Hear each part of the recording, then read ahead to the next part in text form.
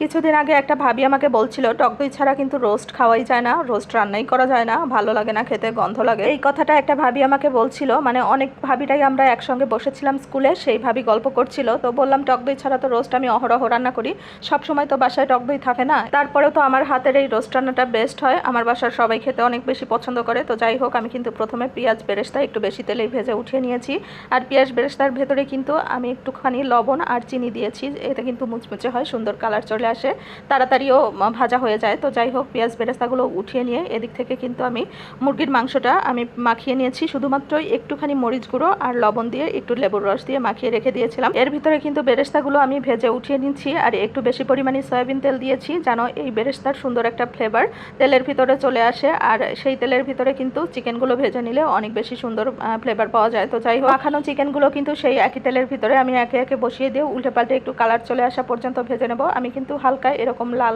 Colour করি ভাজার সময়, তাতে কিন্তু অনেক বেশি ভালো লাগে। আর আমি কিন্তু পাকিস্তানি মুরগিটাই নিয়েছি রোস্টের জন্য, আর মুরগিটা কিন্তু আমি 4 পিস করে নিয়েছি, একদম বড় বড় আকারের, যেরকম রোস্টের পিস হয় আর কি সাইজ হয়। চিকেনগুলো ভেজে উঠিয়ে নিয়েছি, আর সেই তেলের ভিতরে কিন্তু একে একে মশলাগুলো দিয়ে ভালো করে কষিয়ে নিব। আর এই চিকেন রোস্ট আর সাদা পোলাও হলে আমার বাচ্চারা অনেক বেশি খুশি হয়ে যায়। তো যাই হোক, আমার তেমন একটা ভালো লাগে না, আমি কিন্তু বরাবরই বলে আসছি। একটুখানি তেল ছিল, সেই তেলের ভিতরে একে একে 2 টুকরো তেজপাতা, পেঁয়াজ কুচি দিয়ে ভালো করে ভেজে নিয়ে আস্ত জিরা ফোড়ন দিয়ে এখানে কিন্তু সব রকমের মশলা দিয়ে দিলাম, আদা রসুন বাটা, পেঁয়াজ জিরা বাটা, সাথে কাঠবাদাম আর কাজু বাদাম একসঙ্গে পেস্ট করে নিয়েছিলাম, সেগুলোই ঢেলে দিয়ে ভালো করে কষিয়ে নিয়েছি, আর আস্ত শাহি জিরাও দিয়ে দিয়েছি।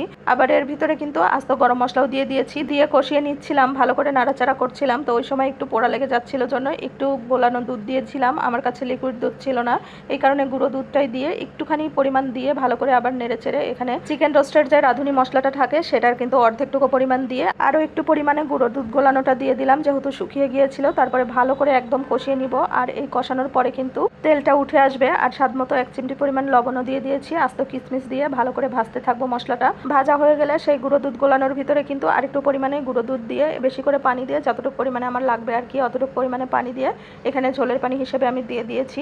আর এই ঝোলটা কিন্তু বলক উঠে আসলে এভাবে ভাজা চিকেনগুলো দিয়ে দিব, একটু বেশি পরিমাণে দিয়েছি যেন একেবারে কষানো হয়ে যায়, আবার মাখো মাখো হয়ে যায়, একেবারে কাজটা করেছি। আর তারপরে কিন্তু সাদা কালো গোলমরিচ আর 2-1টা লবঙ্গ দিয়েছি, দেওয়ার পরে একটুখানি স্বাদ মতো চিনি দিয়ে দিয়েছি, আর চিনিটা যেহেতু বলতে হবে এই কারণে কিন্তু আগেই দিয়ে দিলাম। আমি চিকেনগুলো উল্টে পাল্টেই দিচ্ছিলাম যেন পুড়ে না যায় তলা থেকে, আবার হচ্ছে চিকেনগুলোর ভিতরে যেন চারি সাইড থেকে এই ঝোলগুলো একদম চুষে নেয়। তো যাই হোক, এই শেষ পর্যায়ে কিন্তু কয়েক টুকরো কাঁচামরিচ দিয়ে দিয়েছি, আস্ত কাঁচামরিচ একটুখানি চিড়ে দিয়েছি, আর উপর থেকে ভেজে রাখা পেঁয়াজ বেরেস্তাগুলো দিয়ে দেওয়ার পরে নামিয়ে নিব। একদম ঝোলটা পারফেক্ট হয়ে এসেছে, খেতে কিন্তু অসম্ভব রকমের মজা হয়েছিল, আমার বাচ্চারা তো অনেক বেশি পছন্দ করেছে।